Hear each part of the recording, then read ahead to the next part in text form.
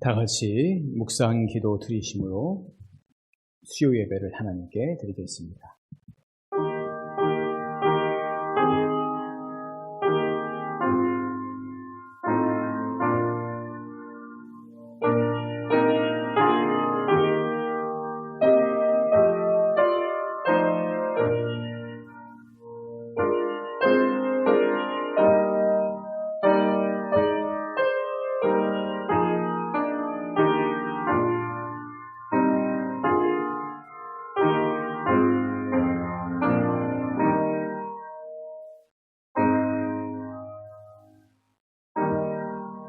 하나님은 영이시니 예배하는 자가 영과 진리로 예배할지니라. 아멘. 살아계신 하나님, 오늘 우리에게 하나님을 예배할 수 있는 시간을 주시고 또 주의 말씀을 들으며 하나님의 선하신 뜻을 분별하고 또 깨달아 알 수 있는 복된 시간 주심을 감사합니다. 이 시간 같이 모여 예배하는 심령들 가운데 또 영상으로 예배하는 모든 이들 위에 크신 은혜 내려 주시옵소서. 예배의 시종을 주님께 온전히 의탁드리오며 살아계신 예수님의 이름으로 기도드리옵나이다. 아멘. 찬송가 286장 부르시겠습니다.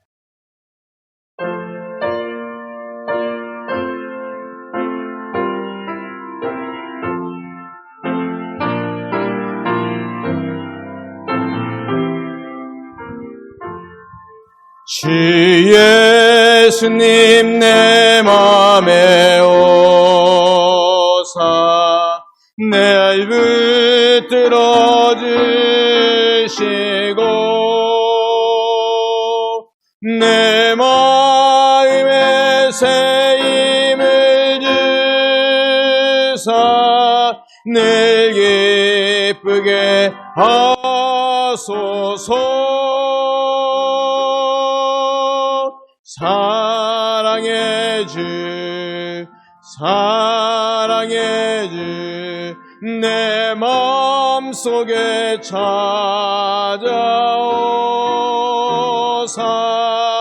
내 모든 죄 사시고 내 상한 맘 고치소서.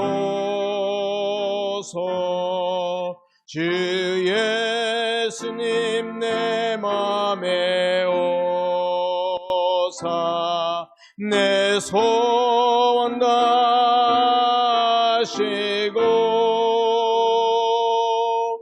내 무거운 짐 맡아 주사 참 평안을 주소서.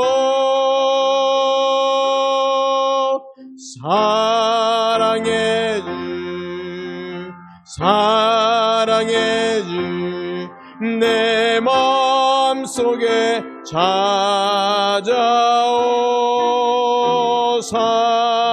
내 모든 죄 사시고 내 상한 맘 고치소서. 주 예수님 내 맘에 오사 날 정결케 하시고 은혜를 내 맘에 채워 늘 충만케 하소서.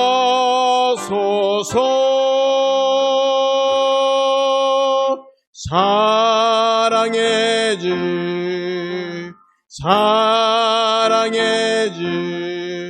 내 마음속에 찾아오사 내 모든 죄 사시고 내 상한 맘 고치소서. 주 주 예수님 내 맘에 내 길 인도하시고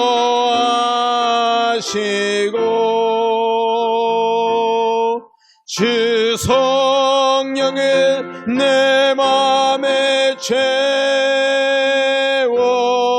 늘 충만케 하소서. 사랑의 주 사랑의 주 내 마음속에 찾아오사 내 모든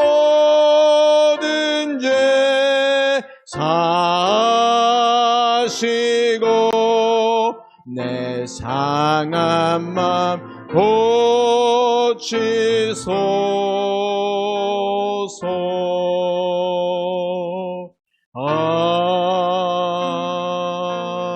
아멘. 288장 예수를 나의 구주 삼고 288장입니다.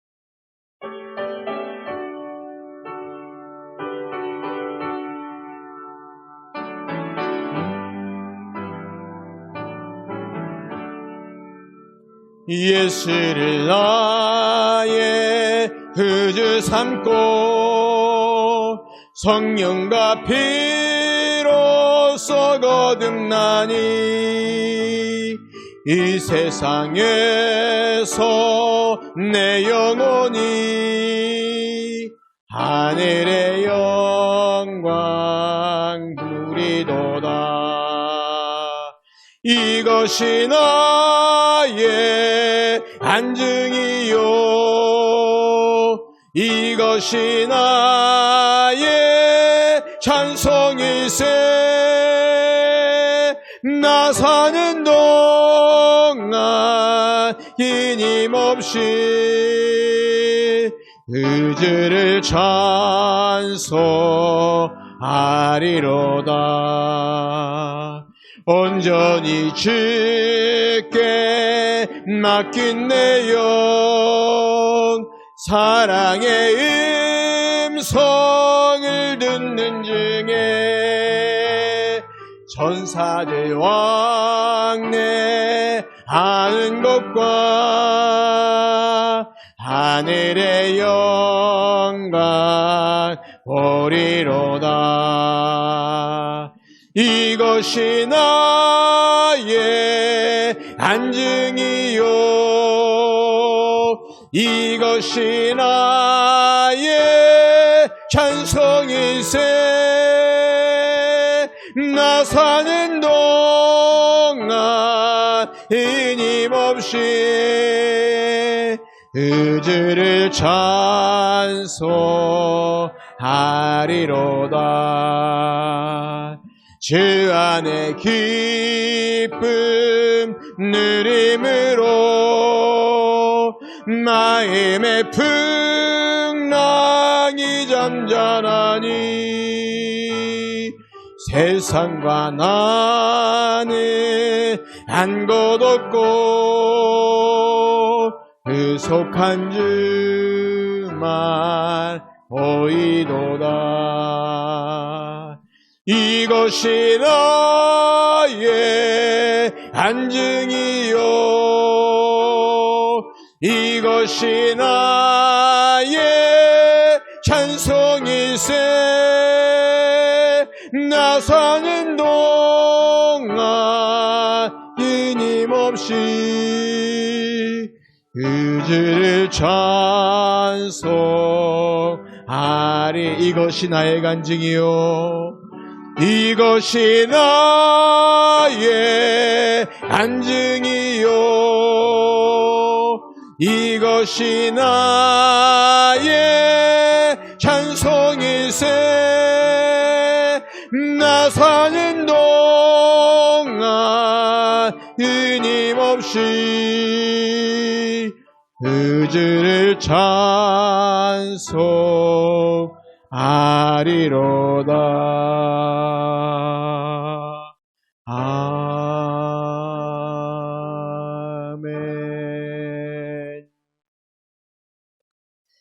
합심하여 기도하는 시간 갖겠습니다.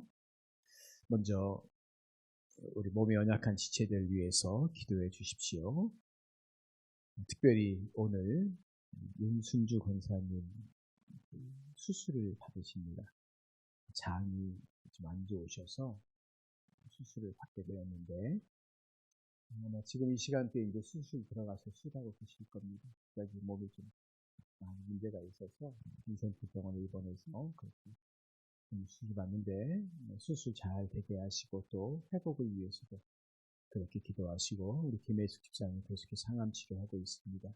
위해서 기도해 주시기 바랍니다. 아울러 코로나19로 인하여 어려움 당하는 많은 지체들이 다시 힘을 얻고 특별히 믿는 자들이 믿음은 하나님을 바라보는 소망들이 더 커져갈 수 있게 해달라고 주님만 의지하며 나아갈 수 있는 믿음 주시라고 같이 시간 합심하여 기도하는 시간 갖습니다. 같이 기도하겠습니다. 하나님 아버지 은혜를 감사합니다. 오늘 우리에게 하나님 예배할 수 있는 복되고 귀한 시간 주셔서 이 시간도 예배 자리에 나와 예배할 수 있게 하심을 감사합니다. 하나님 우리가 예배하며 기도하고 주님 바라볼 때 주의 성령께서 내려주시고 주님이 기뻐하시는 주님이 원하시는 온전한 믿음의 삶의 자리에 설 수 있는 귀하고 신령한 은혜 내려주시기를 기도하고 간구합니다. 말씀을 듣기를 소망합니다. 마음을 열고 귀를 열어 주님 앞에 나아가게 하시고 주님만을 소망하면서 우리가 주님 앞에 간절함으로 나아갈 수 있도록 도와주시옵소서. 하나님 아버지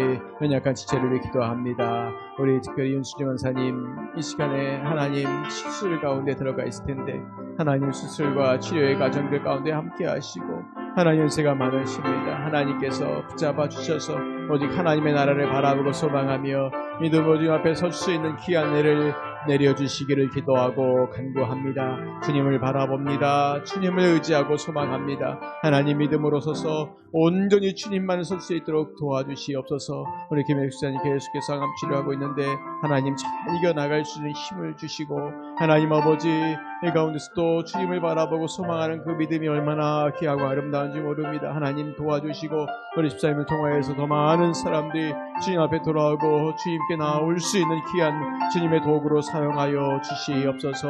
하나님 아버지 이 시간도 우리가 같이 모여 말씀을 나누고 기도할 때 주님 도와주실 때 특별히 코로나19로 어려움 가운데 있는 지체들이 있고 또 하나님 경제적인 어려움 가운데 있는 지체들이 있습니다. 하나님 도와주시고 하나님 인도하여 주셔서 주의 성령께서 함께 하심에 크신 은혜를 내려주시기를 기도하며 간구합니다. 하나님 믿음이 커져가게 하시고 소망이 커져가게 하시고 끝까지 인내하며 주님만 바라볼 수 있는 은혜를 내려주시옵소서. 하나님 이 시간도 우리 가운데 함께 하시고 우리를 붙잡아 주실 것들을 믿사오며 하나님 아버지 오늘 우리에게 예배할 수 있는 은혜를 주심을 감사합니다. 말씀을 잘 듣게 하시고 듣고 깨닫게 하시며 그 말씀 붙잡고 살아갈 수 있도록 도와주시옵소서.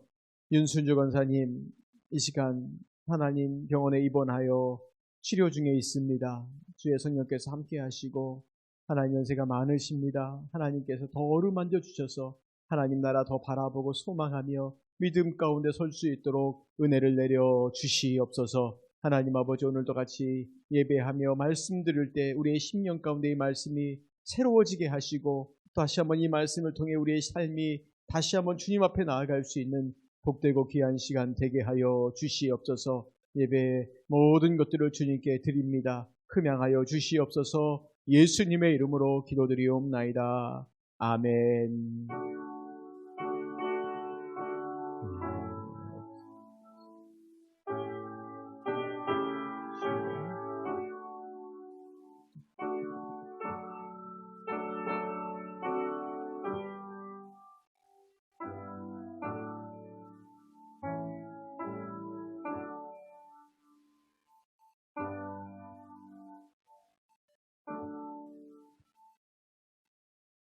하나님 말씀 같이 보시겠습니다. 로마서 12장 1절, 2절, 2절 말씀입니다.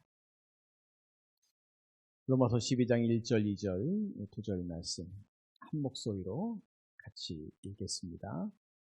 읽습니다. 시작. 그러므로 형제들아 내가 하나님의 모든 자비하심으로 너희를 권하노니 너희 몸을 하나님이 기뻐하시는 거룩한 산 제물로 드리라. 이는 너희가 드릴 영적 예배니라. 너희는 이 세대를 본받지 말고 오직 마음을 새롭게 함으로 변화를 받아 하나님의 선하시고 기뻐하시고 온전하신 뜻이 무엇인지 분별하도록 하라. 아멘. 자, 우리가 성경적 구원론의 성화에 관한 이야기를 하고 있습니다. 이제 오늘 마무리 지려고 하는데, 지난주 수요일에 신 목사님이 설교하시면서 보통 우리의 머리는 한 두 주 지나면 까맣게 잊어버립니다. 그래서 잠깐 반복하고 그리고 마무리 그렇게 하도록 하겠습니다. 자, 우리가 구원에 대해서 얘기할 때 항상 이 세 가지를 기억하십시오. 구원은 과거적 구원이 있고 현재적 구원이 있고 미래적 구원이 있습니다. 사도 바울은 이것을 이미 그리고 아직이라는 표현을 써요. 우리가 이미 받은 구원이 있고 아직 받지 못하는 구원이어서 우리가 현재의 구원을 이루어 나간다라고 하는 표현을 씁니다.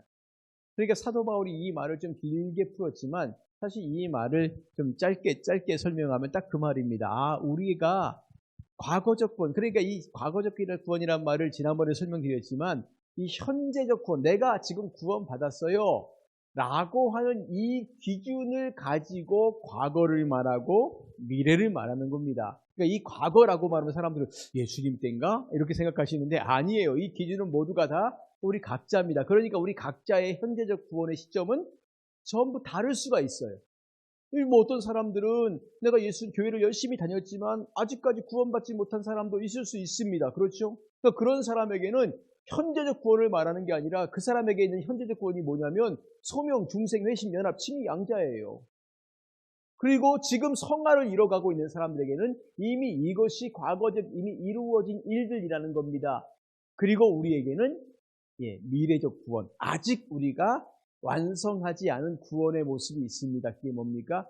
영화라고 하는 겁니다. 그래서 우리가 이 과거적 구원은 뭐라고 말하냐면 하나님의 단독 사역이고 동시적인 사건이다라고 그렇게 말씀드렸어요. 이건 거의 시차가 없어요. 거의 동시적으로 일어나요. 거의 동시적으로 일어나고 그 다음에 우리 삶 가운데 길고 길게 일어나는 사건이 바로 뭐냐면 이 현재적 구원입니다. 그게 성화이죠. 견인과 확신은 성화의 삶을 살아가면서 우리가 흔들리고 넘어질 때마다 하나님 붙잡아 주시고 우리 안에 믿음의 확신이 있고 이런 것들이 이제 이 성화를 해 나가는 과정 가운데 우리에게 필요한 부분이에요. 필요한 은혜라고 말씀드릴 수 있습니다. 그래서 현재적 구원의 가장 핵심적인 내용은 성화라고 얘기할 수 있습니다. 그래서 이것은 하나님께서 혼자 하시는 게 아니라 혹은 우리 혼자 하는 게 아니라 하나님과 사람들의 협력 사역이라고 말씀드렸고 일생 동안 이 일들이 계속해서 그래서 이 성화라고 하는 말은 여러 가지 다른 말로 많이 표현하자면 영적 싸움, 성경에 보면 영적 싸움이 나오지 않습니까? 이 영적 싸움이 바로 성화돼 가는 과정인 겁니다. 죄를 죽이고 의의 삶을 살아가는 이런 모든 과정들이 성화의 삶이고 이미 과거적 구원이 이루어진 사람은 지금 우리 삶 가운데 이 영적 싸움을 계속 싸워 나가고 있는 거예요. 자, 그럼 도대체 영적 싸움이 뭐냐? 영적 싸움이 뭐냐? 제가 지난 주일 오후에 예배를 같이 드리고 영상을 같이 보면서 예배 드리신 분들은 기억하시겠지만 영적 싸움이 뭐냐라고 말할 때 가장 우리 삶 가운데 있는 치열한 영적 싸움은 사실은 나의 유익과 만족을 위해 살아갈 거냐 아니면 내가 이것을 포기하고 다른 사람과 하나님을 위해 살아갈 거냐라고 하는 이 싸움이라는 거예요. 우리가 영적 싸움 그러면 늘 이 뿔 달린 마귀가 나타나가지고 우리를 막 이렇게 공격하고 그러는데 마귀는 사실은 공격할 때도 있지만 오늘 우리나라의 삶 가운데서는 뭘 말하냐면 유혹을. 근데 그 유혹의 핵심이 뭐겠습니까? 뭘 굳이 다른 사람 돌아봐. 그냥 너를 위해 살아. 내가 다른 사람들 위해서 조금 희생하고 헌신하고 봉사하고 섬기려고 그러면 아무리 참냐? 그냥 편하게 너 혼자 살아. 교회 갈 때 이렇게 복잡하게 이 사람들한테 신경 썼대. 너 혼자 하면 되지. 너 힘들게 벌었잖아. 뭘 그 번 것 갖고 뭘 나누고 그래. 그냥 너 혼자 먹고 살면 되지. 너 혼자 먹고 살기도 부족하잖아. 그럼 다 들어보면 뭐 같습니까? 맞는 것 같아요. 그렇죠. 그러니까 오늘 마귀는 우리들에게 이 현재적 구원의 삶을 살아가고 있는 우리들에게 이 현재적 구원의 삶을 못 살게 만드는 거예요. 살지 못하게 만드는 겁니다. 끊임없이 못 살게 만들어요. 그냥 우리만, 나만. 자, 그러면 우리가 어떤 고민을 해야 되냐면은, 그럼 도대체 내가 지금 현재적 구원의 삶을 살아가고 있는지 아닌지, 이건 우리가 어떻게 보면 알 수 있다고 말씀드렸잖아요. 그렇죠? 오늘 내 삶의 모습들을 보면 알아요. 내 마음 씀씀이가 어떤가, 내 생각은 어떤가, 내 행동은 어떤가, 특별히 나의 돈주머니가 과연 회개를 했고 이 돈주머니가 다른 사람들을 향하여 잘 열려 있는가, 아니면 이 돈주머니가 꽉 닫혀 있어가지고 인색하게 그냥 나만을 위해 살고 있는가. 그러면 고민해 보셔야 돼요. 뭘 고민하냐면 현재적 구원을 고민하는 게 아니라 과거적 구원을 고민해 보는 겁니다. 내가 정말 과거에 구원받은, 이게 나에게 이런 구원의 역사가 일어난 게 맞는가? 왜 이런 구원의 역사가 일어났으면 우리는 어쨌든 이 성화의 삶을 살면서 고민하는 거예요. 실제적으로 내 지갑이 활짝 열리지 않는다 할지라도 이걸 열어야 되는데 이거 우리 마음속에 이런 갈등들이 계속 왔다 갔다. 그러니까 영적 싸움의 가장 핵심적인 내용은 뭐냐면 우리 삶 가운데 그런 고민들과 갈등들이 있냐는 거예요. 죄를 지었을 때 부끄러움이 있느냐라는 겁니다. 죄를 짓고 난 다음에 뭔가 좀 부끄러워하고 민망해하고 내가 그 죄에 대해 책임을 져야죠.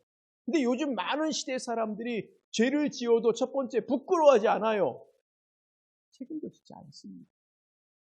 세상 사람들이야 그러려니 하고 그냥 할 수 있어요. 예, 그럴 수 있습니다.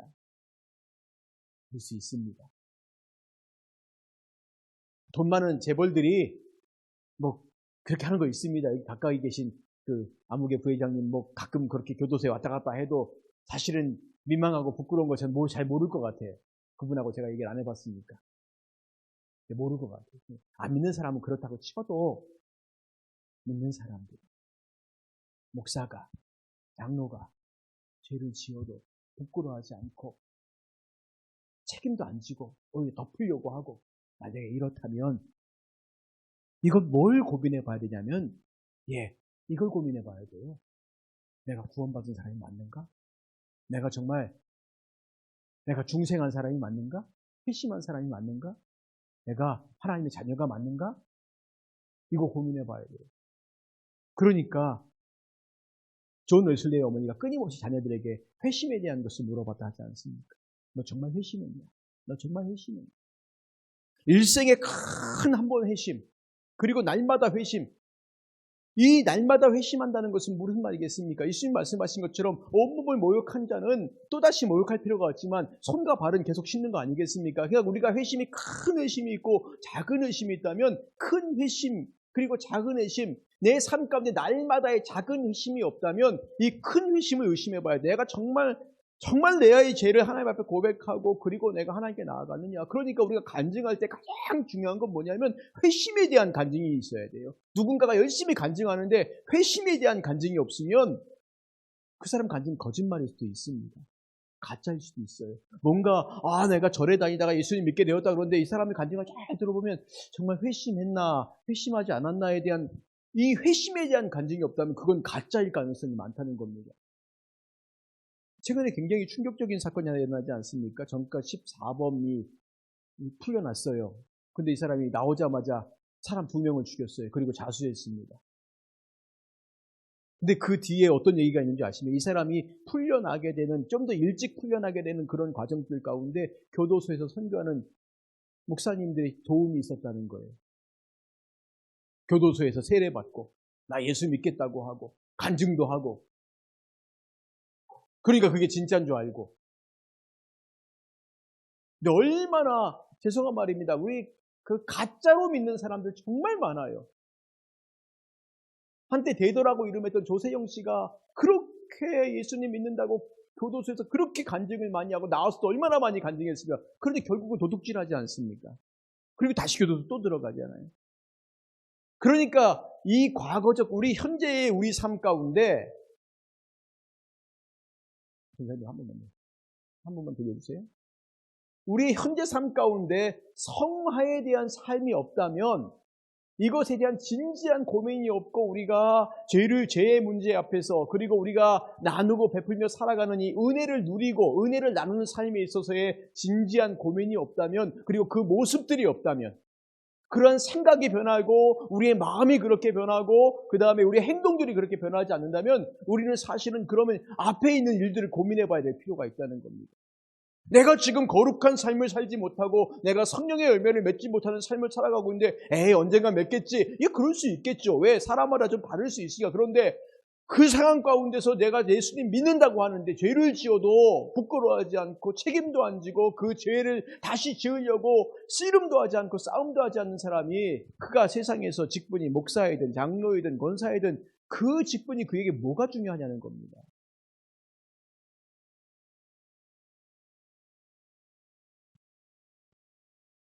참 부끄러워서 할 수 없는 얘기들이 얼마나 많은지 몰라요.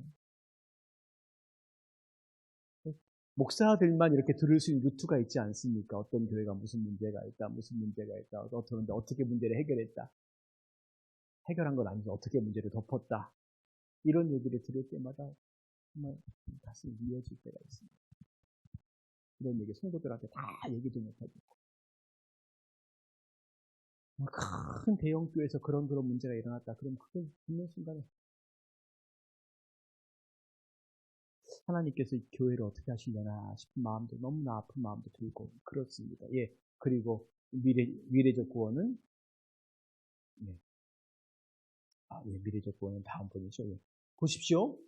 구원의 단계 가운데 가장 그래서 중요한 게 이거예요. 과거적 구원은 칭의입니다. 그 다음에 성화, 현재적 구원에서 그리고 마지막 미래적 구원에서는 영화라고 그렇게 볼 수가 있습니다. 이제 좀 빨리빨리 넘어가겠습니다. 성화는 예수님 믿는 순간부터 죽는 순간까지 계속해서 일어나는 일입니다. 그리고 우리가 살아가야 될 삶입니다. 일어난다라는 표현을 쓰니까 그냥 가만히 있어도 성화가 되겠지. 마치 밥솥에 밥 넣고 전원 스위치 딱 올리면 밥이 자동적으로 되는 것처럼 되겠지. 아닙니다. 그러니까 성화는 뭐라고요? 싸움이라고요. 사도 바울은 이것을 뭐라고 말하면 경주라고 말하죠. 다름박질하는 거. 운동장에 딱 서서 출발 땅 했는데 내가 가만히 있어도 트랙이 자동적으로 움직여가지고 내가 결승점까지 가게 만들지 않는다는 거예요. 달리는 거예요. 달리는 건데 힘들어도 어려워도 그 거리를 계속해서 달려가는 겁니다. 그러니까 일어나는 일입니다. 달려가는 일입니다. 언제부터 언제까지요? 믿는 순간부터 죽는 순간까지. 그러니까 우리가 여기 다 과거적 구원을 받았다라고 이미 그렇게 우리 스스로 확정하고 가정한다면 우리는 지금 이 성화의 삶을 지금 계속 살아가야 되는데 여기 핵심적인 게 뭐라고요? 죄. 좀 이따 얘기하지만 죄와 계속 싸우는데 이 죄의 핵심이 뭐겠습니까? 모든 죄의 핵심은 나예요, 나. 내가 좀 더 편하고, 내가 조금 더 즐겁고, 내가 좀 더 유익하고, 나만, 오직 나만. 여기서 모든 죄가 다 출발해요. 그러니까 우리가 성화의 삶을 살아갈 때, 이거 나를 위한 건데, 이건 나 편한 건데, 이거 나 좋은 건데, 라고 하는 생각이 드는 순간에, 이거 죄겠구나, 라고 하는 이 두려움 가운데 그걸 다시 살펴보시라는 거예요. 물론 그렇다고 해서 우리가 무조건 너무나 우리 스스로를 절제하고 이렇게 해서 마치 저기 어디 산속에 들어가는 사람처럼 그렇게 살라는 말이 아닙니다. 오해하지 마십시오. 하나님 우리에게 주신 것들을 즐겁게 기쁘게 나누고 즐기는데 그 삶 가운데 얼마나 우리가 다른 사람들에게 그것들을 내가 낫지 누릴 수 있게 즐길 수 있게 하느냐. 우는 사람 옆에서 같이 울어줄 수 있느냐, 웃는 사람 옆에서 같이 웃어줄 수 있느냐, 이런 삶을 내가 지금 살고 있느냐. 남들이 울든지 웃든지 신경 안 쓰고 그냥 나는 내 마음대로 살 거야, 아니란 거죠. 그러니까 우리가 죽는 순간까지 이 문제 가지고 계속해서 씨름하는 겁니다. 그러니 누가 어려운 일을 당했다라고 말할 때 내 눈에서 눈물 한 방울이 똑 떨어져야 됩니다. 누가 참 좋은 일이 있다라고 말하면 내 안에서 그를 향한 기쁨이 있어야 됩니다. 그런데 아무것도 없어요. 그냥 마음이 냉랭합니다. 그럼 우리 마음이 지금 구원받지 못한 상태일 수도 있어요. 왜 내 감정은 이렇게 다른 사람의 아픔과 기쁨에 대해서 무뎌 있는가? 눈물이 메마른 시대 아닙니까? 요즘 아이들 정서적으로 굉장히 메말랐잖아요. 이게 큰 죄입니다. 누가 아파도 신경 안 써요. 누가 즐거워도 신경 안 써요. 그냥 오직 나만 신경 써요. 요즘 아이들의 특징이 딱 그 세대 아니죠. 뭐 MZ세대라고 말하는 딱 그 20대, 30대, 뭐 아직 앞으로 10대는 또 어떤 세대인지 모르겠지만 딱 그 세대에 그냥 자기만, 너무 살기 힘들고 어려워서 그런지 모르겠지만 그냥 딱 자기만 생각하는 그 삶의 모습들. 근데 우리 그리스도인들이 그런 마음을 갖고 있으면 우리 마음이 하나님 앞에 이게 구원받지 못한 마음 아닌가?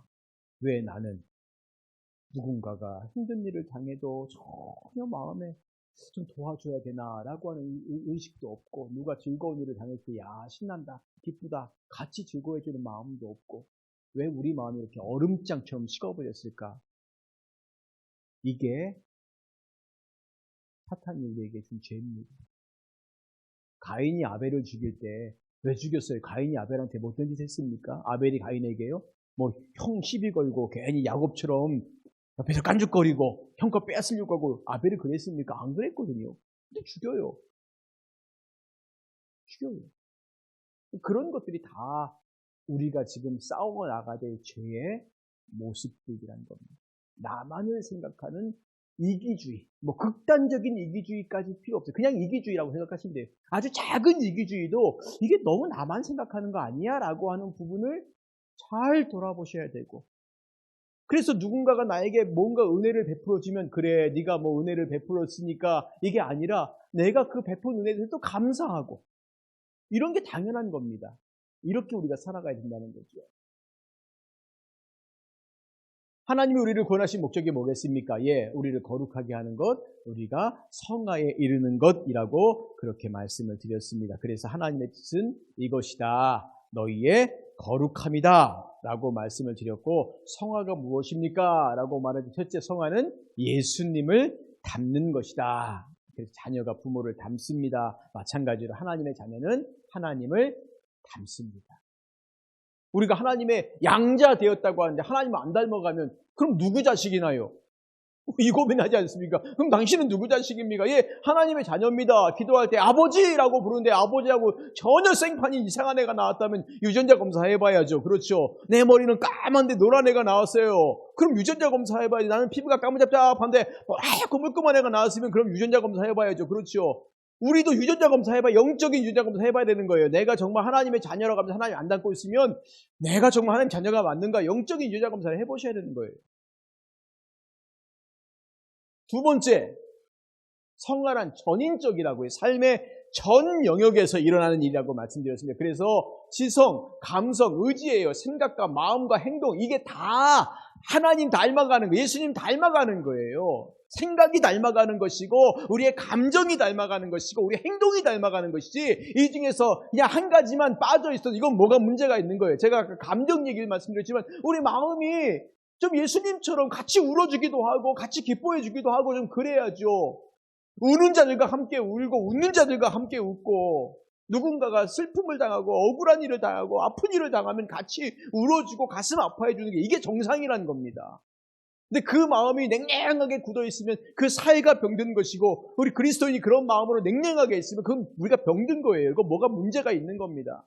그러니 그때는 우리 가슴을 두들기며 기도하는 겁니다. 하나님, 왜 내 마음이 이렇게 이렇습니까? 내 생각이 전혀 누구를 도와줄 생각이 하나도 없어요. 내 것들을 나누고 싶은 마음이 하나도 없어요. 그럼 이것도 우리 생각이 지금 병든 거예요. 내가 열심히 공부했는데 이 공부한 것 같고 오직 나만을 위해서. 보십시오. 어떤 사람은 열심히 공부해갖고 남 죽이는 무기를 만든 사람이 있지만, 어떤 사람은 열심히 공부해갖고 남 살리는 기계를 만든 사람도 있지 않습니까? 이 두 사람의 차이가 뭐겠습니까? 똑같은 걸 공부했는데, 어떤 사람은 보세요. 핵을 공부한 사람이 어떤 사람은 핵무기를 만들고, 어떤 사람은 핵을 가지고 병을 치료하는 것을 만들어요. 방사선을 만들지 않습니까? 똑같은 걸 공부해서 이 사람의 방향이 달라지는 이유가 뭐겠어요? 누구는 누구를 죽이고 누구는 누구를 살리고. 이 생각이 문제가 있는 거예요. 이거 병든 거라는 겁니다. 우리가 자꾸만 생각 가운데 누구를 때려 죽여야지, 야 내가 누구를 어떻게 해야지, 이 생각이 혹시 안 들겠지만 가끔가다 그 생각이 드시면 이 생각이 왜 자꾸만 이렇게 누구를 때려 죽이려는 마음이 생길까, 고민해 보실 필요가 있다는 겁니다. 의지도 마찬가지예요. 이런 것들이 있다면 우리 그 다음에 행동으로 정말 지갑을 열고 일어나서 뭔가 내가 할 수 있는 것들을 해 나가는 것. 이게 중요한 거죠. 세 번째, 성화란 전생의 것을 점진적으로 일어난다고요. 아까 말씀드렸던 것처럼 과거적 구원이라고 말하는 것들은 거의 동시적으로. 그러나 성화는 그렇게 안 돼요. 그러니까 어떤 사람이 예수를 믿고 난 다음에 천천히. 여러분 생각해 보십시오. 씨를 뿌리고 나면 한 열흘 만에 얘가 싹이 나갖고 한 달 만에 따먹는 애들이 있어요. 그렇죠. 채소 같은 거 있지 않습니까? 그렇게 뭐 상추 씨 뿌려놓으면 한 달이면 따서 벌써 먹잖아요. 그렇죠. 그런데 어떤 거 심어놓으면은 한 30년쯤 지나야지 열매가 맺는 것도 있어요. 각각 다 다릅니다. 사람마다 전부 달라요. 어떻게 어떤 열매를 맺고 살아가냐. 그러나 중요한 건 뭐냐면 살아있다는 증거는 뭐냐면 계속해서 잎이 나고 꽃이 피면서 뭔가 자라가고 있는 겁니다. 자라가고 있는 뭔가 변화가 있는 거예요. 그게 아주 미미한 변화이고 보이지 않는 변화라 할지라도 뭔가 변화가 있어요. 여러분 쓰지 않은 한쪽 구석에요. 오랫동안 신경할 수 있으면 거기 뭐가 쌓이냐면 먼지가 쌓입니다. 근데 먼지가 오늘 한꺼번에 팡 쌓이지는 않죠. 언제 쌓였는지 모르는데 먼지가 이만큼 쌓여 있어요. 근데 그 먼지가 얼마나 부드러운지, 그렇지요. 한쪽 구석이 그렇게 됩니다. 그러니까 우리의 변화도 그렇습니다. 보이지 않지만 서서히 우리의 마음이 변하고 행동이 변하고 생각이 변하고 옛날에는 안 그랬는데 이 사람이 처음에 만나보니까 달라졌어요. 마음 씀씀이가 맨날 예전에는 그냥 자기 생각만 하는 이기주의자였는데 돌아보니까 이제 남 생각도 조금 하고 생각도 좀 바뀌고 그 다음에 누가 힘들다고 하니까 또 같이 울어주기도 하고 어라? 지나가다가 구세군 저기 있으니까 동전도 하나 넣기도 하고 쟤 변했네? 그렇죠. 변하는 겁니다. 그게 당연한 거예요. 우리가 예수님 믿는다면서 그런 삶의 모습들이 변하지 않고 그냥 옛날하고 똑같아요. 말하는 것도 똑같고 생각하는 것도 똑같고 감정도 똑같고 행동하는 것도 똑같으면 저 양반은 도대체 예수님 믿고 그 말씀을 그렇게 많이 들으면서 뭘 했나. 제가 예전에 피아노 학원을 하시는 분에게 그런 말을 물어봤어요. 일주일에 한 번, 1시간 정도 피아노를 연습을 하는 사람이 한 10년을 그렇게 일주일에 한 번 정도 1시간 정도만 일주일에 한 번, 1시간, 한 10년 혹은 20년 동안 그렇게 한다 그러면 피아노가 어떻게 됩니까? 그럼 조금 늘죠? 아예 안 늘진 않아도.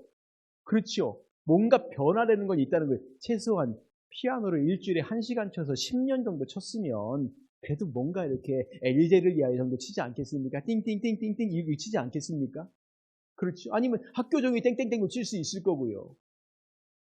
20년 치면요. 최소한 20년 치면 5손가락 정도 쳐서 음악을 치든지 2손가락으로 치든지 하든지 않겠습니까? 2손으로 하든지요.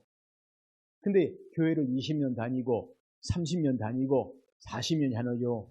왜 그렇게 똑같은 사람들이 많은지. 왜 그렇게 안 변하는 게 많은지. 어떤 사람은 그래요. 난 예수님 모셔도 이건 안 변한다고. 그럼 예수님 모셔도 안 변하면 어떡하자는 얘기입니까? 어떡하자는 얘기예요? 예수님 모시기 전에 변해야죠. 바뀌어야죠. 난 예수님 모셔도 안 바뀐다고. 그건 고집도 아니며 그건 죽겠다고 하는 거죠. 그래서 우리의 생애가 이렇게 인생 곡선이 있는데 이게 성화라는 것도 한 번에 쫙 올라가는 게 아니라 서서히 간다 하더라 쫙 가는 게 아니라 오르락 내리락 오르락 내리락 이렇게 이런 싸움인 거죠. 죄와 의 가운데 계속해서 왔다 갔다 하는데 결국 보십시오. 평균을 내봤더니 그래도 결국은 이 성화를 통해서 영화의 삶을 살아가고 있다는 거죠. 왔다 갔다 해요. 우리가 늘 똑같지 않습니다. 은혜 받고 막 그냥 내가 세상의 모든 걸 다 할 수 있는 그 감사가 막 차고 넘치더라도 갑자기 어느 순간에요. 내 마음에 원망과 불평이 확 쌓일 때가 있습니다. 감사 어저께 했는데 오늘은 원망과 불평이 얼마나 쌓이는지 그래 또 회개하고 또 감사해요. 이런 사람들이 우리 삶 가운데 얼마나 왔다 갔다 하니 어린아이들 그렇지 않습니까? 잘해주는데 막 좋아했다. 좀 지나면 애가 금방 또 삐져요. 뭐 안 해주면. 다시 또 오르고 달리면 또 좋아져요. 그러니까 우리의 신앙생활이 그렇게 어린아이처럼 여기도 보십시오. 처음에는 얼마나 이 진동의 폭이 넓습니까? 왔다 갔다 하다가 나중에 점점 이 성숙해져 가면 왔다 갔다의 폭이 좁아져요. 그리고 옛날에 문제가 됐던, 신앙이 어릴 때 문제가 됐던 문제가 지금은 문제도 아니에요. 예전에는 그게 감사의 제목도 아니었는데 지금은 그게 감사의 제목이 되는 거예요. 이게 우리가 성장해 가는 겁니다. 성장해 가는 겁니다.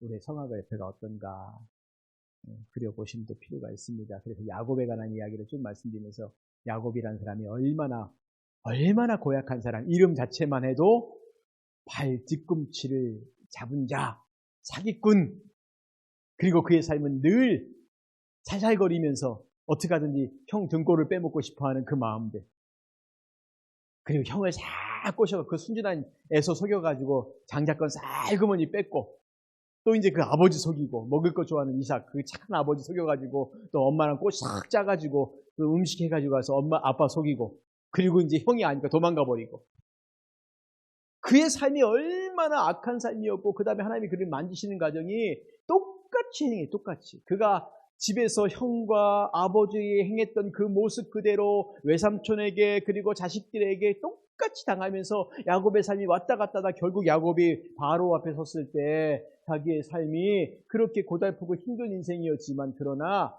자기가 지금 뭐 하고 있어요? 당시에 가장 강대국인 애굽의 왕인 바로에게 축복하고 있는, 저 가나안 땅에 살고 있는 촌노인네가 와가지고 그 왕에게 축복하고 있는, 우리식으로 지금 말한다면 강원도에서 평생을 농사만 했던 한 할아버지가 미국 대통령을 만나서 이렇게 축복하고 있는 그 상황이라고 보시면 되는 겁니다. 하나님이 여기까지 그를 인도하신 거예요. 그의 삶을 이끌어 가신 겁니다. 물론 여기에도 야곱이 고백하고 하나님 앞에 이제 깨어지는 부분이 있었지만, 그 전까지 하나님이 강제로 그를 그냥 두들겨 팼다 만졌다 두들겨 팼다 만졌다 이 일들을 반복해 하신 그런 사건들이 있었던 거죠. 네 번째, 성화는 하나님의 일인 동시에 신자의 일이라고, 우리 혼자가 아니라 하나님이 혼자 하시는 일이 아니라 우리가 같이 행하는 일이라고. 그래서 항상 하나님과 함께, 주님과 함께, 주님과 함께입니다.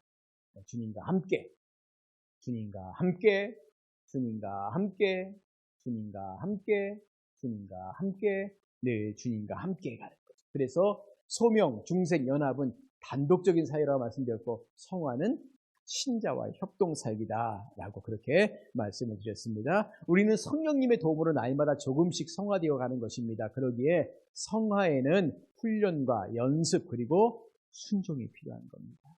이게 핵심인데, 성화에는 뭐가 필요해요? 훈련이 필요합니다. 연습이 필요해. 같은 말이죠. 그리고 순종이 필요합니다. 우리가 뭘 잘하려면 얼마나 많이 연습해야 합니까? 그리고 지도자의 말에 순종해야죠. 그렇죠?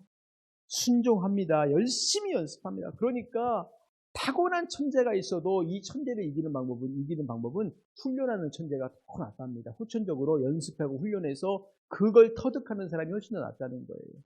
그러니까 우리 흔히 우리 아이들은 머리가 참 좋은데 공부를 안 해. 그럼 얘 공부 못하는 거예요. 근데 머리가 별로 안 좋아도 열심히 공부하면 어느 정도 단계까지 올라가는 사람이 있습니다. 그러니까 우리 성화도요, 나는 원래 순종을 잘해요. 나는 원래 착해서 그거 잘해요. 아닙니다. 사람은 근본적으로 이기적이에요. 아무리 착한 사람이어도 근본적으로 사람은 이기적이에요. 이게 인간의 질성입니다. 우리가 타고나는 겁니다. 그런데 성화는 뭐냐면, 제발 이기적으로 살지 말고 이타적으로 살라고. 근데 이타적으로 사는 게 가만히 있어도 되는 게 아니라 훈련하는 겁니다. 훈련하는 겁니다. 그런 삶을 살아왔던 사람이 결정적인 순간에 그 삶을 표현할 수 있는 거예요. 근데 그런 삶에 대한 훈련을 하지 않는 사람이 그 결정적인 순간에 그것을 할 수 있는 방법은 없습니다. 없습니다. 자, 그렇다면 이 땅에서 성화가 가능합니까? 불가능하다라고 하는 사람도 있어요. 그런데 이 사람들은 처음부터 예수님 닮아가려는 시도치 않는 거예요. 그거 할 수 없는 거야. 그러니까 안 해버리는 겁니다. 두 번째, 가능해요 라고 하는 사람도 있습니다. 완전하게 할 수 있습니다. 그런데 문제는 뭐냐면 가다 보니까 안 돼요. 그럼 너무 좌절하고 너무 고통을 겪는 거지요. 성화에 대한 바른 견해가 뭐겠습니까? 그러면요, 하나님이 허락하신 만큼 하나님 끝까지 포기하니까 우리를 거기까지 끌고 가실 겁니다. 어디까지 모르겠어요. 내가 거기까지 가실 겁니다. 그래서 우리가 성화가 하나님의 뜻이고 구원의 목적이고 교회사의 많은 성도들이 삶을 통해 가능함을 보여주었어요. 아, 이 정도까지의 거룩한 삶을 살아갈 수 있겠구나.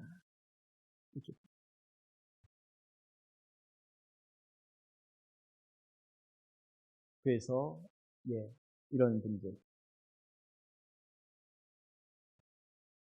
조지 히필드라고 하는 영국의 18세기에 영국의 부흥을 이끌었던 대단한 분들, 이분은 이런 말을 합니다. 나는 녹수로 없어지기보다는 나이가 없어지길 원한다. 열심히 주님의 평생의 삶을 살기 원했던 사람들입니다. 존 웨슬리는 모든 것 중에 제일은 하나님이 나와 함께 하심이라고 하는 이런 분들의 삶들, 거룩함을 위해서 애쓰고 힘쓰면서 그렇게 자신의 삶을 드렸던 분들. 스테반 집사님 같은 경우도 그렇죠. 예수님 닮았던 사람입니다. 사도 바울도 역시 마찬가지입니다. 그러니까 이런 겁니다. 완전히 예수님을 닮을 수는 없지만 어느 정도까지는 가능한 일이라고 우리가 믿고 지금 그 일들에 대한 순종을 해 나가야 합니다. 완전히 우리가 닮을 수는 없어요. 그러나 해 나가야 합니다. 자, 그렇다면 성도들이 과연 성화를 위해 해야 할 일이 뭔가, 내가 할 일이 뭐냐라는 거죠. 아까 말씀드린 것처럼 뭡니까? 연습과 훈련입니다. 연습과 훈련입니다. 자꾸만 다른 사람들, 나의 일, 내 가족의 일, 내 자녀의 일 말고 다른 사람들, 가능하면 나와 가까운 사람도 말고 조금 더 먼 나라, 예를 들면 아프가니스탄, 우리 미얀마를 위해서 계속 기도했잖아요. 미얀마. 지금 이런 나라들은 어떻게 돼가고 있는가 한 번쯤 관심 좀 가져보시라는 거예요. 어느 나라에 홍수가 나서 어려움을 겪는다 그러면 한 번쯤 좀 관심 좀 가져보시고, 어느 나라에 가뭄 때문에 참 고통을 겪는다 그러면 또 관심 좀 가져보시고, 도대체 다른 나라에는 코로나19 때문에 얼마나 어려운가라고 하는 것도 관심 좀 가져보라는 거예요. 제일 중요한 게 뭐냐면 우리가 다른 사람에 대한 관심을 갖는 것 자체가 이게 이타주의의 출발입니다. 이 관심이 딱 끊어져 버리면 아무 생각 안 해요. 나라에 어떤 어려움이 생겼어요. 어떤 문제가 생겼어요. 그러면 이게 무슨 일인가라고 좀 관심을 좀 가져보시라는 거예요. 그러면서 약한 사람의 편에 서서, 힘든 일을 당하는 사람의 편에 서서, 억울한 일을 당하는 사람의 편에 서서 우리가 저 사람 정말 힘들겠구나, 어렵겠구나라고 우리가 가슴 아파하고 같이 울어주는 것, 아니면 이 사회 속에서 뭔가 소외되어져서 그냥 말도 못하고 있다가 한 가족이 같이 목숨을 끊는 이런 일도 있지 않습니까? 이런 거 볼 때마다 가슴 아파하고, 어저께 뉴스 보니까 한 해군 병사가 그 해군 배에서 앙따당하다가 휴가 나와갖고 정신병 치료받고 견디다 결국 자살했어요. 옛날에 군대는 이런 문제가 더 많았을 거예요. 안 드러나서 그렇지. 지금은 이제 드러나니까 이렇게 보여주는 겁니다. 그럼 그때마다 우리가 가슴 아파하고 기도하는 거면, 하나님 이 나라 젊은이들이 모이죠. 군대가 왜 자꾸만 이런 문제가, 물론 예전에도 있었지만 왜 이런 문제가 지금 21세기까지 와서도 저런 문제가 해결이 안 되고 있냐고. 그럼 도대체 이런 문제에 대해서 우리가 관심을 갖고 그 아픔을 당한, 고통을 당한 가족을 위해 기도해 주는 거 잠깐이라도, 그리고 난 다음에 이런 문제, 사회적인 이런 문제가 해결될 수 있도록 우리가 같이 힘쓰고 애써주는 일들을 하는 겁니다. 다른 사람을 위한 삶인 거죠. 나만을 위한 게 아니라, 우리가 너무 경건 그러면 굉장히 스스로 이렇게 흰 옷을 입고 폼 잡고 이렇게 느릿느릿 걷고 다니면서 이런 것을 우리가 경건이라고 하는데, 실제적인 경건, 우리가 성경을 읽어보시죠. 하나님 우리에게 그렇게 말씀하신 적이 없어요. 산에 올라가서만 열심히 기도해라, 그게 경건이다. 아니요, 그렇게 말씀하지 않으셨다니까요. 우리의 삶의 현장 가운데서 우리가 세상에 대한 관심을 가지고 하나님이라면, 예수님이라면 이 문제에 대해서 어떻게 고민하실까? 라고 하는 부분이지 않습니까? 그런 일들을 우리가 해나가는 거예요. 그렇다고 여러분 모두가 다 무슨 시민운동 나가라 그 말이 아닙니다. 우리가 할 수 있는 한에서 기도하고, 또 만약에 돈이 필요한 곳이라면 내 작은 돈이지만 10,000원 이렇게 보낼 수도 있고, 그러면서 같이 마음을 모아주는 것이고, 억울한 일을 당한 사람을 위로하는 것이고, 이런 일들을 우리가 하는 겁니다. 이게 우리가 사모해야 될 진짜 경건이라는 것이지, 예배당에 모여서 매일같이 찬송하고 기도하고 예배하고 이게 경건이 아니라, 물론 그것도 해야 됩니다. 이렇게 말하면 그거 하지 말란 말입니까? 그것도 해야 됩니다. 중요합니다. 그게 바탕이고, 그러면서 우리가 살고 있는 이 세상에 대한 관심, 그러니까 어떤 분들은 그런 이야기를 듣고 난 이후에 사람에 대한 관심만이 아니라 자연에 대한 관심도 갖게 됐다는 거예요. 인간들이 얼마나 쓰레기를 많이 버려서 이 땅에 오염되고 있는가. 그래서 어떤 분들은 플라스틱 안 쓰기 운동 이런 거에 참여해가지고 가능한 플라스틱 안 쓰려고 막 애쓰고 노력하는 분들. 그리고 가능하면 자동차 적게 쓰고 이게 가까운 데는 걸어 다니면서 이렇게 매연 같은 거 나오지 않게 하는 이런 것들. 에어컨 좀 덜 켜는 이런 것들. 어쨌든 간에 내가 할 수 있는 부분에서 하는 것, 이런 모든 것들을 어떻게 하게 되느냐? 관심을 갖게 되다 보니까. 아, 이게 이런 문제가 있고 이런 문제가 있고. 정말 경건이라는 것은, 우리 그리스도인의 삶이라는 것은 예배당 안에서의 삶만이 아닙니다. 예배당 안에서의 삶과 예배당 바깥의 삶이 하나님께서 원하시는 그 삶의 자리를 우리가 계속해서 걸어가는 것, 이 모두가 다 우리가 살아가야 될 경건한 삶이라는 거예요. 이 경건이라는 삶을 예배당 안으로 라만 딱 축소시켜버리는 그 순간에 교회는 이 속에서 격리되고 그냥 세상과 관계없는 우리끼리만 좋아하고 행복하는, 그런데 하나님은 전혀 기뻐하시지 않는 그런 삶이 될 수 있다라는 겁니다. 그럼 경건의 이런 연수는 어떤 것이 있을까요? 예, 첫 번째 뭡니까? 죄 죽이기. 그리고 은혜 살리기. 우리 속에 있는 죄악을 죽이고 하나님이 나에게 주신 은혜를 내 안에 더욱더 풍성하게 해서 이 은혜가 내 안에 풍성할 뿐만 아니라 나로 인하여서 이 은혜가 막 옆으로 흘러 넘쳐가게 하는, 사막의 샘이 넘쳐 흘러서 그 사막이 풀이 나고 사람이 사는 그런 마을을 만드는 건 뭐냐면 물이 흘러 넘칠 때가 되는 거지 않습니까? 그러니까 우리 안에 있는 죄를 죽이기. 첫 번째, 죄 짓는 통로는 차단하고 우리 안에 있는 죄와 싸우는 것입니다. 자, 우리 안에 얼마나 많은 죄가 있는가 보십시오. 분노, 교만, 시기, 성욕, 탐욕, 나태, 식욕, 무력 등등등등 뭐 이런 것만 있습니까? 이 모든 것들의 핵심이 뭐라고 말씀드렸어요? 이기심, 이기주의. 나. 왜 남의 거 훔쳐요? 나 좋으려고요.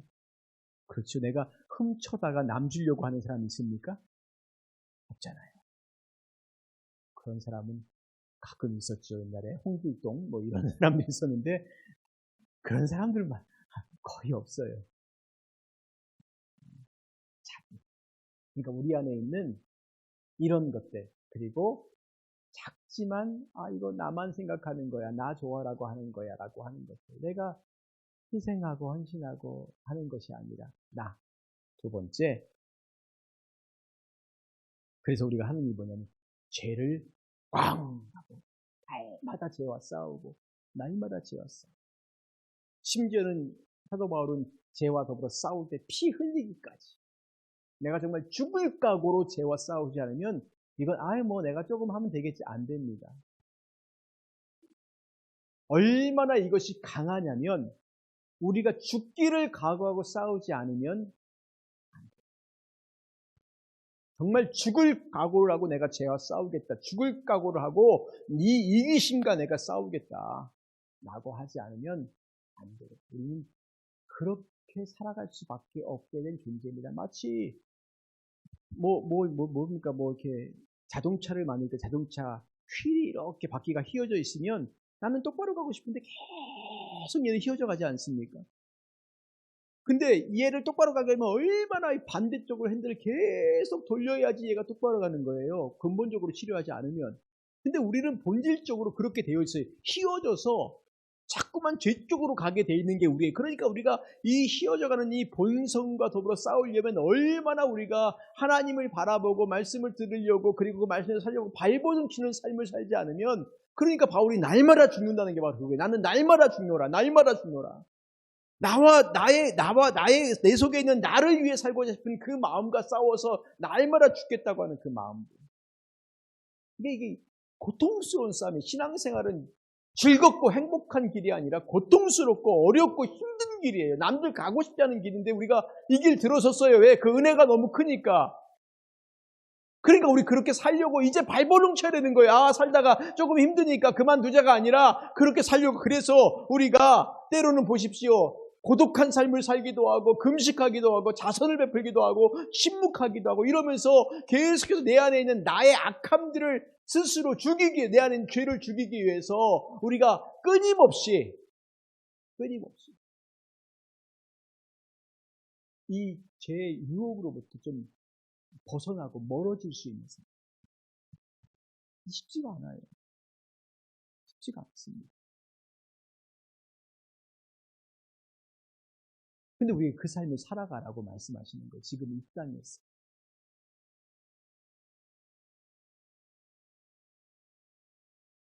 둘째는 적극적으로 은혜 받는 수단을 사용해서 먼저 내 안에 은혜가 차고 이 은혜가 흘러 넘쳐서 다른 사람들에게 계속 머무르면 안 돼요. 은혜는 머무르면 썩습니다. 은혜는 내게 들어온 은혜를 작지만 계속 나누는 것이에요. 그래서 우리가 이스라엘 이 지역의 상황으로 이 은혜라는 것을 설명한다면 이스라엘 지역의 은혜는 샘입니다. 샘. 우리나라는 물이 많은 지역이기 때문에 뭐 물 가지고 고민하지 않지만 이스라엘은 물이 많은 지역도 있긴 해요. 그러나 대부분의 땅은 물이 없습니다. 근데 가끔 거기서 뭐가 나오냐면 샘이 나와요. 샘. 샘은 저 깊은 땅 속에서 탁 터져 나오는 물이 있기 때문에 이 샘은 굉장히 신선합니다. 그런데 문제가 뭐냐면 이 샘을 이렇게 저장해 두잖아요. 그럼 이 샘이라는 것은 어느 정도의 수위가 되면 더 이상 이 샘이 넘치지 않아요. 신기하더라고요. 넘치지 않아. 그 다음에 이 고여있는 물들이 햇빛을 쬐면은 이 물을 못 먹어요. 그러니까 이 샘을 계속 이용하는 방법은 뭐냐면 샘이 어느 정도 찼을 때 이걸 퍼가지고 다른 사람에게 주거나 쓰는 겁니다. 그러면 그 샘의 수위가 낮아지면 그만큼 물이 또 올라와요. 그럼 그걸 또 퍼요. 그게 마르지 않는 샘이라는 게 바로 그런 겁니다. 얘가 막 넘쳐가지고 컬컬컬컬 막 뿜는 게 아니라 적당한 수위를 늘 유지하는데 퍼내면 없어졌다 싶은데 그 수위가 또 차요. 퍼내면 그 수위가 없어졌을 때 또 차요. 그러니까 계속해서 퍼내면 퍼낼수록 내가 쓰는 것만큼 다 내 거인 거예요. 근데 안 쓰고 그냥 그만큼 내버려두면 딱 그거밖에 없는 겁니다. 그리고 이것도 나중에 못 써요. 그러니까 은혜라는 게 그겁니다. 하나님이 이렇게 은혜를 주실 때는 그 은혜를 자꾸만 퍼서 다른 사람에게 나누는 것. 그래서 내가 말씀 듣고 은혜 받으면 그 말씀 듣고 은혜 받은 걸 다른 사람에게 나누세요. 내가 이런 말씀 들었는데 이런 은혜가 나에게 있었다고. 내가 어떤 찬양을 하면서 은혜가 되면 그 찬양을 다른 사람한테 나누세요. 은혜가 되고 내가 이렇게 은혜가 된다고. 그리고 그러면서 내가 이런 얘기를 들었는데 내가 이렇게 살고 싶어. 그리고 누가 또 나눠서 같이 협력해서 누군가를 돕는 일도 할 수 있는 것이고. 그 은혜라는 것은 자꾸만 내 안에 있는 것들을 퍼서 나눌 때 다른 사람도 그 은혜를 받는 것이고, 그리고 내 안에 은혜가 고갈되거나 없어지는 게 아니라 마르지 않는 샘의 은혜를 주셔서 그 샘이 계속 내 안에서 막 샘솟듯이 나오는. 생각해 보십시오. 사람들이 나 너무 살기 힘들어 어려워. 그런데 지나갔던 세월을 쭉 생각해 보면 맨날 어렵다 힘들다 하는데도 그래도 잘 살아왔네. 그렇지요. 잘 살아왔습니다. 지난 10년 동안, 20년 동안 그래 돈 한 푼도 없이 맨날 살아왔는데 생각해보니까 돈 한 푼도 없다라고 얘기했지만 사실은 그 삶 가운데 썼던 돈을 생각해보니까 꽤 많은 돈을 쓰고 살았어요. 어디서 그 돈이 나왔는지 모르겠지만 그냥 그렇게 살아온 거예요. 우리는 그렇게 삶을 산 겁니다. 하나님이 주신 것들 가지고 열심히 나누면서 그러니까 열심히 나누면서 살아도 내가 나를 위해서 막 쌓아놓은 그것보다 더 은혜로운 삶, 풍성한 삶을 살 수 있다는 겁니다. 누군가 그런 말 하지 않습니까? 돈은 쌓아둔 사람의 것이 아니라 쓰는 사람 것이라고. 쓰는 사람이 쓰는 것도 모아놓았자고 돈이 돈이겠습니까? 어떤 사람이 자기 모든 재산을 다 팔아가지고 큰 황금 한 덩이를 바꿔서 땅속에 묻어두고 날마다 가서 그것만 쳐다봤답니다. 근데 그 집 종이 우리 주인이 뭐하나 싶어갖고 따라가 봤더니 세상에다 큰 황금 덩어리 하나를 땅속에 묻어두고 맨날 그것만 쳐다보고 웃고 1시간 동안 웃다가 집에 오니까 이 종이 그거 갖고 도망가 버렸어요. 그리고 거기다가 그만한 돌덩이 하나를 딱 집어넣었습니다. 이 사람이 어느 날 가가지고 그 다음날 가서 딱 땅을 파가지고 딱 봤는데 금은 없어지고 돌덩이 하나밖에 없어서 누가 훔쳐갔다고 막 대성통하고 난리가 나는데 지나가던 어떤 분이 그랬답니다. 거기 파묻어두고 쳐다보면서 그 돌을 금이다 생각하면 되지 뭐. 어쨌든 쓸 것도 아닌데. 금을 묻어두고 금 쳐다보고 있거나 돌 보고 금이라고 생각하고 쳐다보고 있거나 그게 그거지 뭐. 당신에게는 그 금덩이나 돌덩이나 무슨 상관이 있냐. 그냥 그 돌을 금이다 하면 금인 거지. 그렇죠. 모아두고 쌓아두면 종이 쪽지 아닙니까? 은행에다가 잔뜩 쌓아두면 뭡니까? 그거 숫자잖아요. 숫자. 쓰고 나누십시오. 은혜가 그렇습니다. 어떻게 해요? 기도와 말씀과 예배를 통해서 열심히 쓰고 나누고 베푸는 일들. 그래서 우리가 반드시 기억해 있습니다. 내가 해야 할 일이 있고 하지 말아야 할 일 분별하는 겁니다. 무엇을 해야 할지, 무엇을 하지 말아야 될지. 해야 할 일이 뭔지 아시겠습니까? 은혜에 대한 나눔입니다. 하지 말아야 될 것들은요, 계속 죄와 더불어 같이 사는 겁니다. 나는 죄가 좋아요. 죄랑 같이 살 거예요. 죄 없이는 못 살아요. 그러지 말라는 겁니다.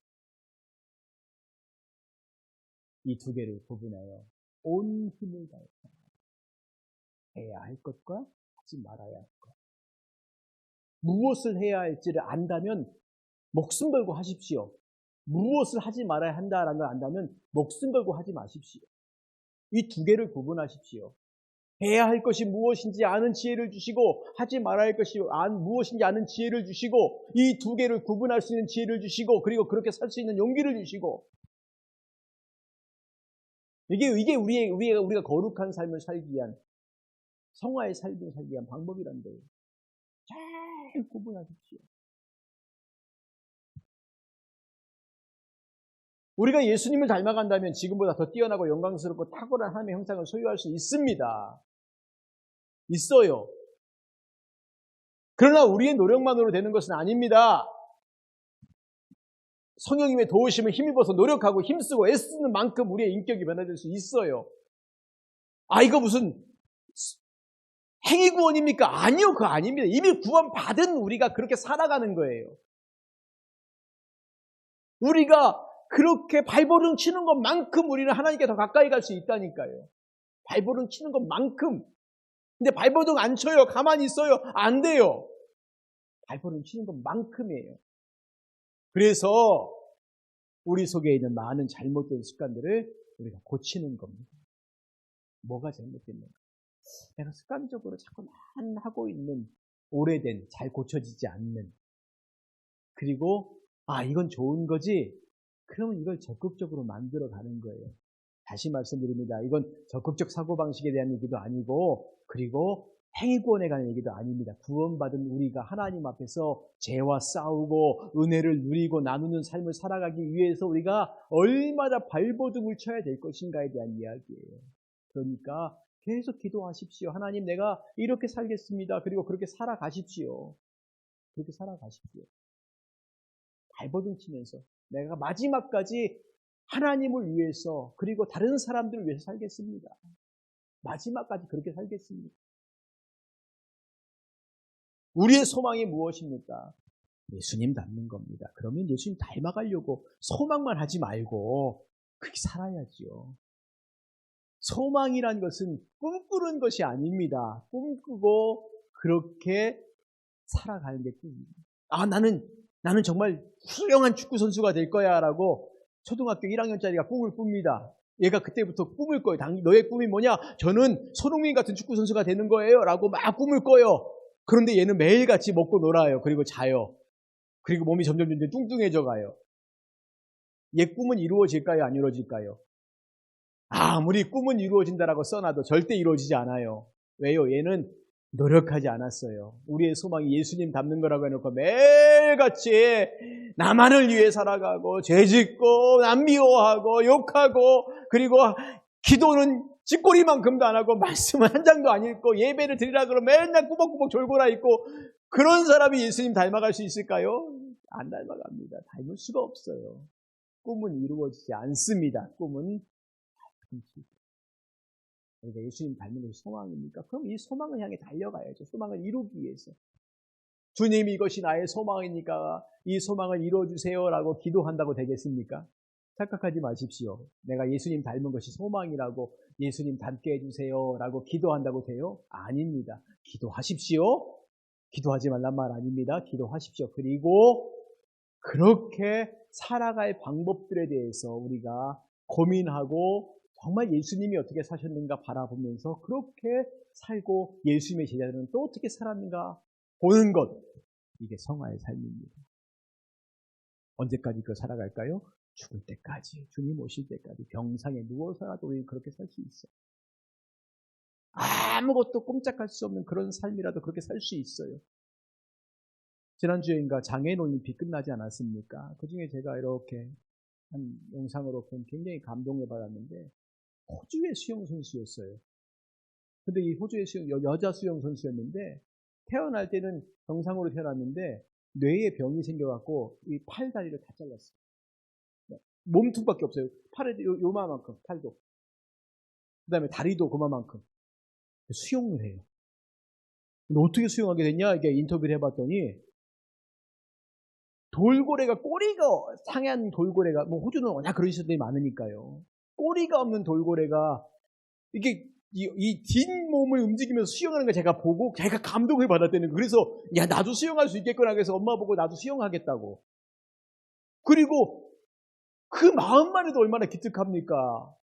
그런데 이 아이가 지금은 물론 이제 선수죠. 이 선수가 몇 개의 종목에 하나가 메달을 땄어요.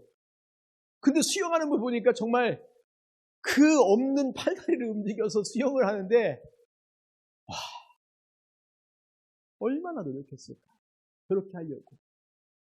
근데 두 다리 멀쩡한, 사지 멀쩡한, 생각 멀쩡한, 살아가는 거 멀쩡한 우리는 예수님 닮겠다고 말만 해놓고 얼마나 주저앉아갖고 아무것도 안 하고 있는 아무것도 안 하고 있잖아요. 주저앉아서. 예수님 닮기 위해서 오늘 우리가 하시는 일이 뭐가 있습니까? 이번 주에 우리가 뭘 고민하면서 어떻게 하겠다고 하시고 올 한 해는 우리가 내가 어떻게 살겠다고 고민하고 계십니까?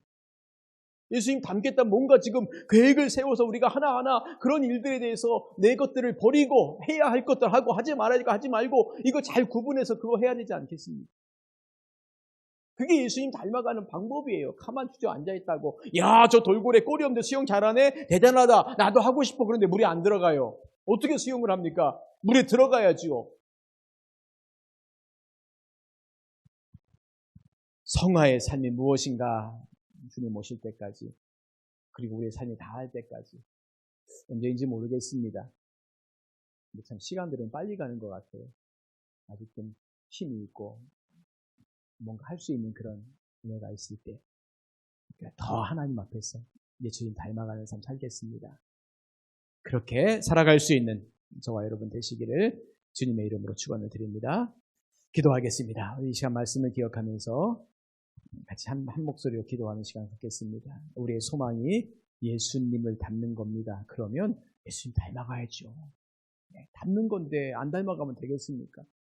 닮는 거예요. 그럼 닮아야죠. 어떻게 닮습니까? 해야 할 것 하고 하지 말아야 할 것 하지 말고 그러면서 예수님 닮아가는 거죠. 부단히 애를 쓰는 겁니다. 달려가는 겁니다.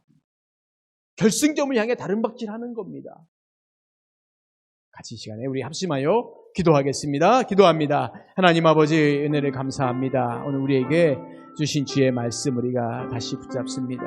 이 말씀 붙잡고 우리가 삶을 살아갑니다. 주님이 원하신 삶이 무엇인가?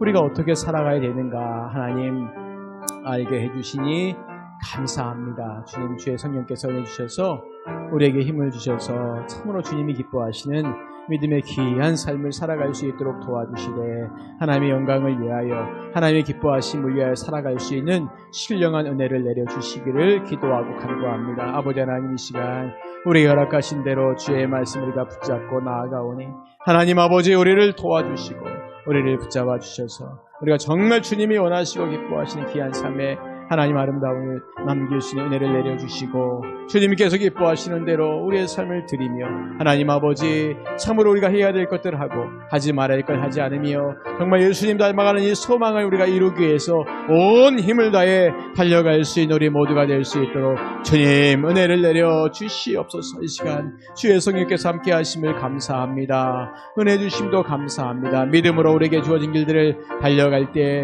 주의 성령께서 함께하여 주시고 힘과 능력과 은혜 부어주셔서 더욱더 정말 주님을 닮는 우리 모두가 되어지고 교회가 되어지고 은혜교회 그리고 한국교회 모든 성도들이 다 되어져서 하나님이 이 땅에 참으로 주님의 영광 드러내는 삶 다시 한번 우리가 살아갈 수 있도록 인도하여 주시옵소서.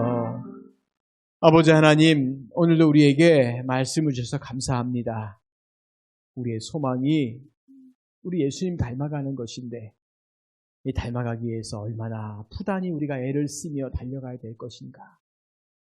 경주에 나섰는데 우리가 얼마나 힘껏 그 경주를 치러야 될 것인가를 알게 하시고 정말 해야 할 것이 무엇인지, 하지 말아야 할 것은 무엇인지 잘 구분하고 또 이것대로 구분하여 살아갈 수 있는 힘과 용기를 우리에게 허락하셔서 정말 주님이 기뻐하시는, 그리고 마지막 때 주님 앞에 섰을 때 잘했다 칭찬 듣는 그 믿음의 선한 싸움들을 우리가 싸워 나갈 수 있도록 은혜 내려 주시옵소서.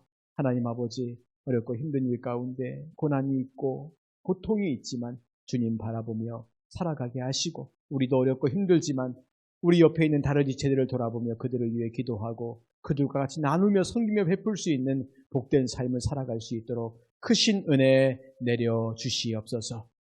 예배를 마칩니다. 돌아가는 발걸음 지켜주시고 한 주간의 삶도 주의 은혜 가운데 인도하시고 지켜주실 것들을 믿사오며 살아계신 예수님의 이름으로 기도드리옵나이다. 아멘. 지금은 우리 주 예수 그리스도의 은혜와 하나님 아버지의 무한하신 사랑과 성령님의 위로, 교통, 충만, 역사하심이 오늘도 주님 앞에 나와 한마음으로 예배하며 돌아가는 우리 모든 성도님들 머리 위에 지금부터 영원토록 함께 하시기를 간절히 축원하옵나이다. 아멘.